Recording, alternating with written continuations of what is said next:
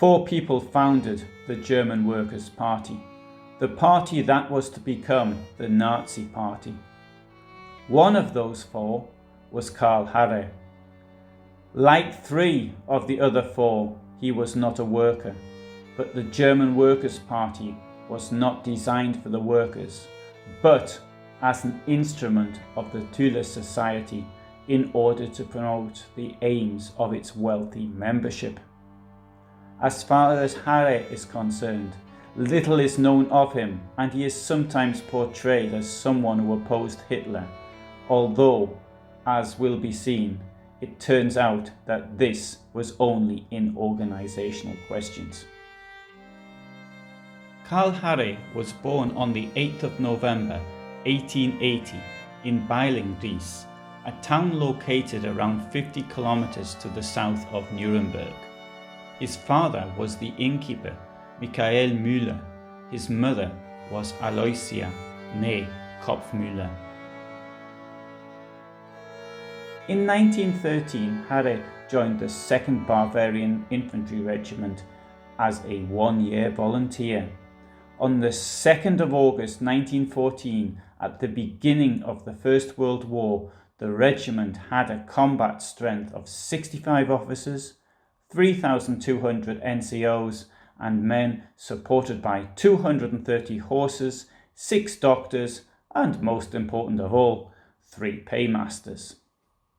The unit was part of the 6th Army under Crown Prince Ruprecht of Bavaria. In the first days of August 1914, the regiment advanced from Saarburg to Cide-sur-Vesoul. On the 16th of August 1914, it was moved back east of Saarburg.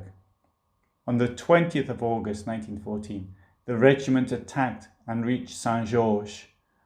The following day, it went into pursuit of the French forces in the region of Baccarat. On the 24th of August 1914, French counterattacks halted the regiment's advance. On the 5th of September 1914, it was extracted from the front and moved by rail northwards to Namur in Belgium and then marched westwards. On the 23rd of September 1914, it was fighting against French cavalry units in the region of Péronne. On the 24th of September 1914, it crossed the Somme and advanced to Lyon. But it was repulsed by superior French forces. It must have been at this time that Harrer was hit at Vermandovillers. The unit rolls mark him as being seriously wounded, which put him out of action for the rest of the war. At the end of June 1918, he was released from the army. Harrer got a job as a sports journalist at the Münchner-Augsburger Abendzeitung, which appears to have brought him into contact with some people on the occult-believing racist right. In the Munich region at this time, there existed a secret organization which believed in the occult, Greek and Norse myths, all knitted together with nationalism and anti-Semitism. This was the Thule Society, founded on the 17th of August 1918, although similar clubs had existed for a few years in one form or another. Officially, it was an organization devoted to the study of Germanic antiquity. 30 members joined on that day and were treated to a lecture on divining rods, although the occult does not appear to have been to everyone's taste.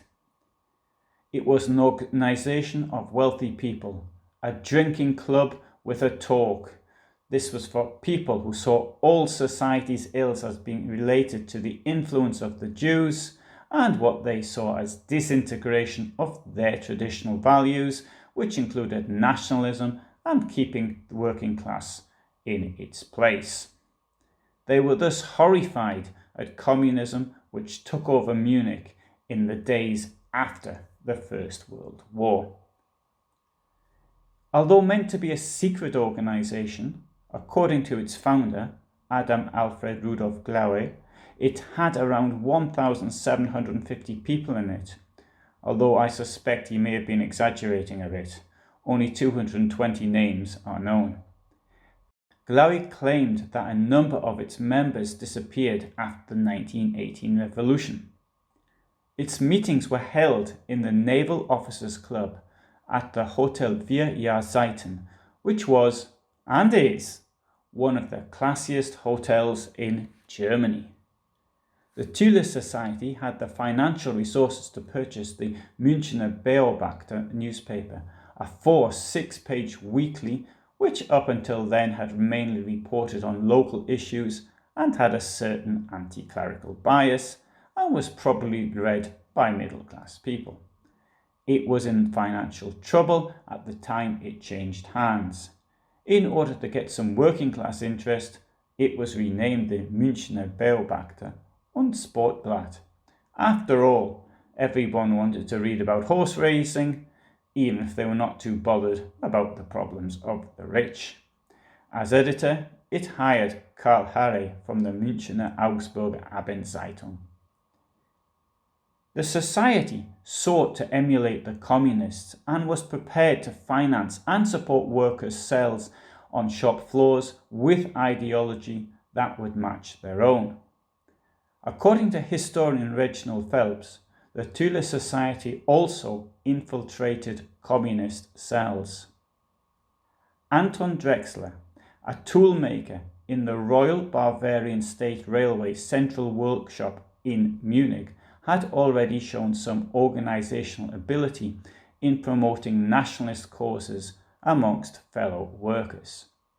He was recruited by Harrer to form what was then called the Political Workers' Circle. And Michael Lotte, a work colleague of Drexler's, was also active. Meetings were held with Harrer usually being the speaker, talking about such subjects as how the war started, how we could have won the war, Germany's biggest foes, the Jews, and themes along these lines.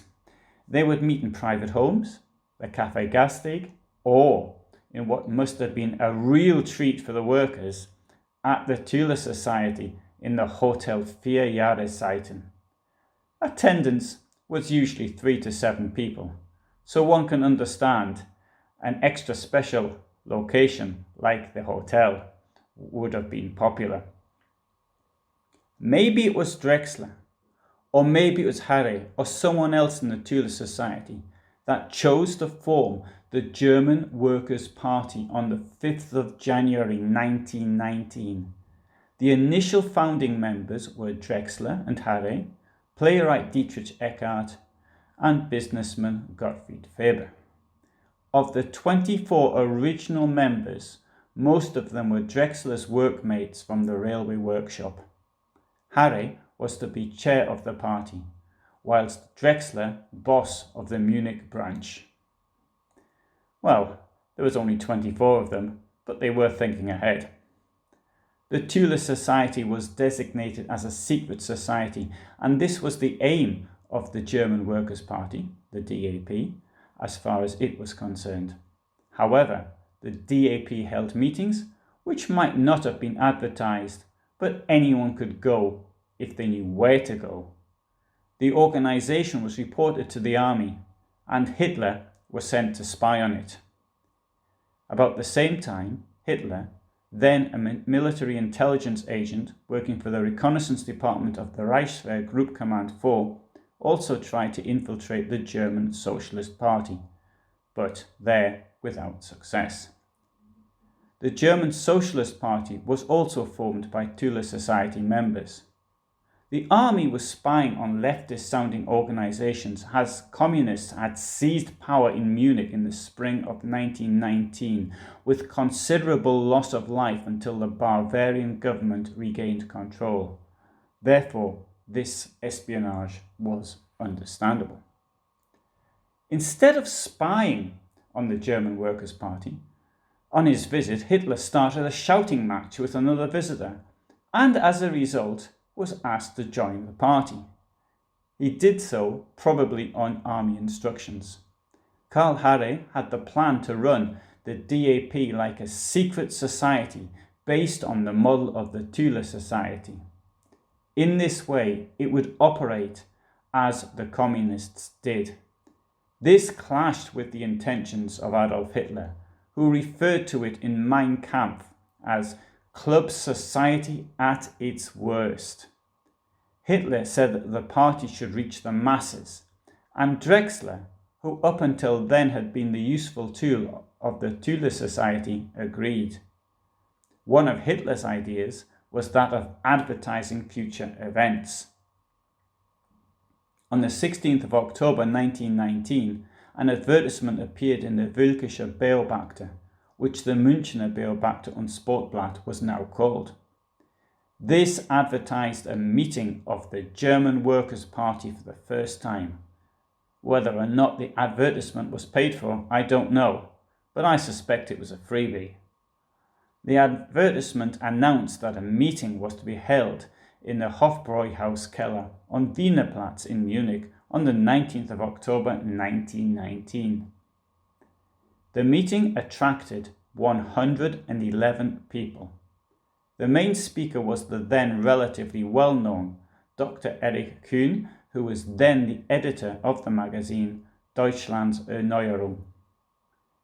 He had previously worked for a company in Görlitz.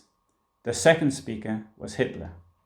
Hitler had spoken publicly before, but to soldiers, and had had little effect on them.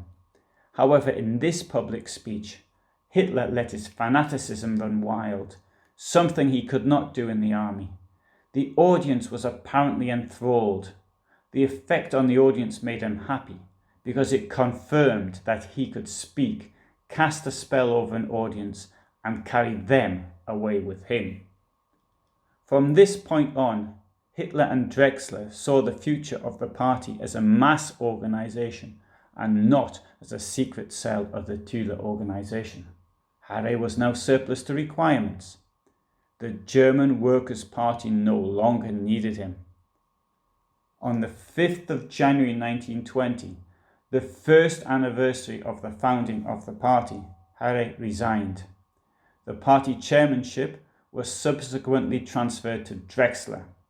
Only 2 days later, on the 7th of January 1920, the anti-Semitic Deutsch-Völkischer Schutz- und Schutzbund held a meeting which was well attended, and this must have convinced Hitler and Drexler that this was the way forward. 6 weeks later, the German Workers' Party announced its unalterable programme of 25 points at a meeting attended by around 2,000 people, and its name changed to the National Socialist German Workers' Party. Within a short time, Hitler took over the party from Drexler. As far as I'm aware, Harrer took no further part in the activities of the by then Nazi party. The Thule Society continued to meet until around 1928, and no doubt Harrer continued to go to the Hotel 4 Jahreszeiten, where I suspect, in between rounds of drinks, Dietrich Eckart kept him informed of what was going on. Harrer was not involved in the beer hall putsch of the 9th of November 1923. He died of natural causes on the 5th of September 1926 in Munich, possibly from causes aggravated by his war injuries. He was only 35 and unaware of the monster that he, to no small degree, had helped create. Thank you for listening, and if you find that interesting, you may want to subscribe. I upload at least one video per week, and the at least is on a Friday evening, my time, in Central Europe.